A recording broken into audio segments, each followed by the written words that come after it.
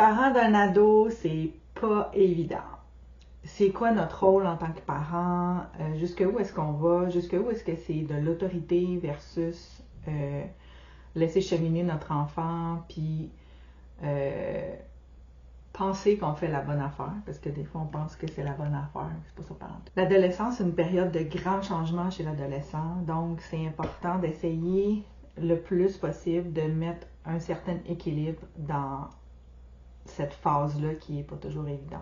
L'adolescence, là, je décrirais ça un peu comme où est-ce que ton ado a besoin de faire lui-même ses choses puis être autonome et avoir encore besoin de ses parents pour faire des choses ou pour n'importe quelle tâche ou n'importe quelle réflexion.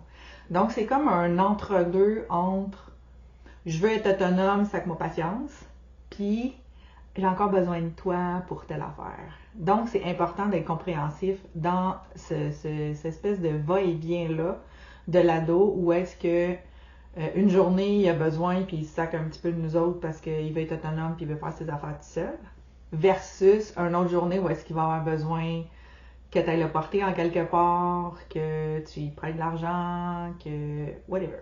Tu comprends un peu le principe. Donc, un des points qui est important, c'est respecter l'indépendance croissante de ton ado. Ça veut dire que la période d'adolescence, c'est la période où est-ce que c'est vraiment hyper sain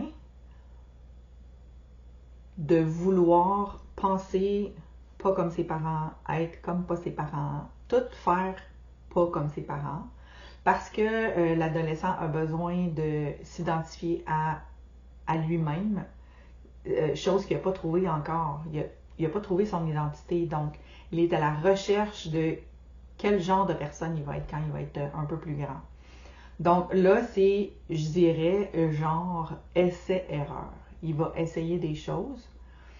Ça ne sera pas toujours bon, mais au moins, il faut qu'il essaye des choses. Prends-toi pas qu'un matin, ton ado se réveille, puis tu le reconnais plus. C'est souvent ce que j'entends en consultation. Ça allait super bien, tout était beau, il était super gentil, super poli, puis là, je sais pas qu'est-ce qui se passe, je le reconnais plus.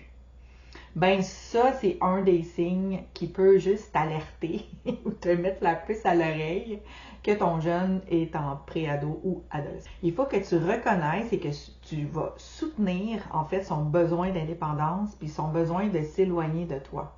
Souvent, ce que les parents vont faire, ils vont